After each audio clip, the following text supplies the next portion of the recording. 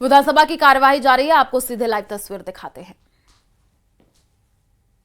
आप इसकी जांच करा लेते, जांच करा लेने के बाद में आप इसको पारित करते। ये तो सदस्यों का विशेषाधिकार हनन कर रहे हो आप उल्टा। इसमें कौन लोग हैं, कौन लोग इस साजिश में शामिल हैं? जो लोग साजिश में शामिल हैं उनकी जांच करा लो ना। हम जांच के लिए एग्री हैं, हम जांच के लिए एग्री हैं, आप जांच करा लीजिए। अगर माननीय अध्यक्ष महोदय, आपने हमें नियम 50 के तहत स्थगन प्रस्ताव पर बोलने का अवसर दिया, उसके लिए आभार, धन्यवाद। माननीय अध्यक्ष महोदय, भिलवाड़ा जिले में कबड्डी फेडरेशन के द्वारा चयन प्रक्रिया में खिलाड़ियों के साथ बहुत ही पक्षपात तरीके से उनका चयन किया जा रहा है न्याय की योग्यता के आधार से। जब वहां पर अभी भी खिलाड़ी को पिछले 7 दिन से जिला कलेक्टर के बाहर अनशन पर बैठे हैं कि उनकी एक ही मांग है कि जो उनका चयन किया जाए ट्रायल बेस पर किया जाए, और वहाँ वो लोग पक्षपातपूर्ण तरीके से कर रहे हैं। उसके साथ ही कबड्डी फेडरेशन भिलवाड़ा के द्वारा कई अनियमितता है। वहाँ का जो सेक्रेटरी है वो राजकीय सेवा में भी है और वो अपनी योग्यता के आधार पर चयन नहीं करते हैं। उसके अलावा भी कई अनियमितता भी है। तो आपसे निवेदन है कि उन खिलाड़ियों के साथ न्याय हो और उनके साथ पूरा एक उनकी जो मांग है कि ट्रायल बेस के तहत ही उनका चयन हो। माननीय अध्यक्ष महोदय,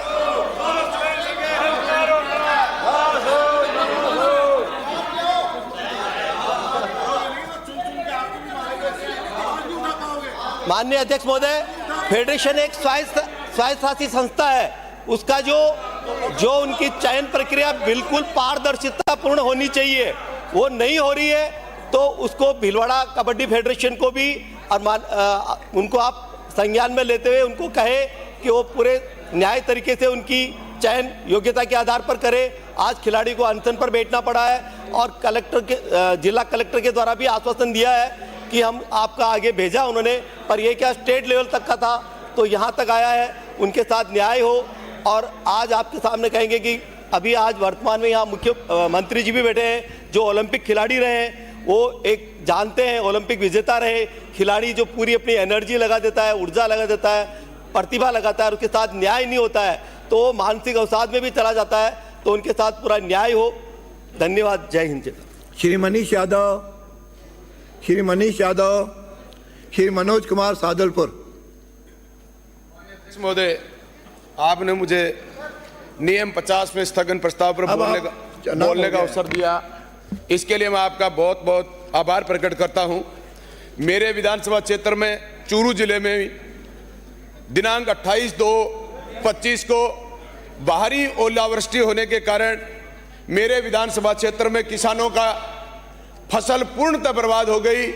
माननीय अध्यक्ष महोदय, मैं सरकार से मेरे विधानसभा क्षेत्र के जैसे देवीपुरा, मिठड़ी, बरासर बड़ा, बिंजास, दंदेव, सुल्तान सिंह, मोहन सिंह, हमीरवास, भैंसली, नवा, बांगड़ुआ, बरिंडा, बेवड़, सुलखनिया और खूंडियाबास, रामपुरा, इन गांवों में भारी ओलावृष्टि होने के कारण भारी नुकसान हुआ है।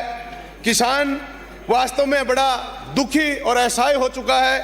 माननीय अध्यक्ष महोदय, मैं आपके माध्यम से माननीय मुख्यमंत्री जी इस सदन में नहीं हैं और कृषि मंत्री भी सदन में नहीं हैं। माननीय मुख्यमंत्री जी ने कई बार कहा मैं किसान का बेटा हूं और किसान के बेटे माननीय सदन के नेता, इस बात की हमें खुशी है।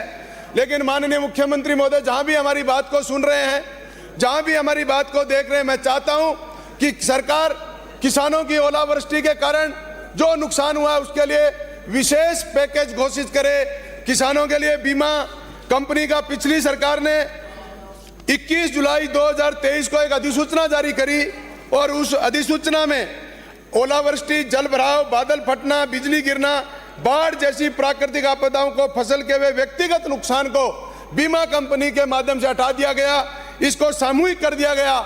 इसलिए मैं सरकार, मुख्यमंत्री महोदय से कहना चाहता हूं, पिछली सरकार के कारण पहले किसान अपनी व्यक्तिगत क्षति बीमा क्लेम कर सकता था, अब केवल समूह आधारित आंकलन होगा। इसलिए इस शर्त को हटाकर सरकार इन किसानों के, मेरे विधानसभा क्षेत्र में किसानों को ओलावृष्टि से जो किसान आत्महत्या करने के लिए मजबूर हो रखे, इतनी 20 से 10 लाख रुपए की फसल बर्बाद हो गई। माननीय अध्यक्ष महोदय, इसलिए मैं सरकार से, माननीय मुख्यमंत्री महोदय से मांग करता हूं कि 12 तारीख को जब रिप्लाई दें तो इन किसानों के लिए विशेष पैकेज घोषित करके विशेष गिरदावरी कराकर मेरे किसानों को ओलावृष्टि से हुए नुकसान का भरपाई करने की कोशिश करें। और बीमा कंपनी की जो शर्त है कि सामूहिक रूप से आकलन किया जाएगा, व्यक्तिगत आकलन किया जाए, क्योंकि ओलावृष्टि किसी सामूहिक रूप से जरूरी नहीं है, खेत खेत में अलग अलग प्रभाव पड़ता है। इसलिए माननीय अध्यक्ष महोदय, मैं सरकार से मांग करता हूं कि मेरे किसानों को मुआवजा दें, विशेष पैकेज घोषित करें।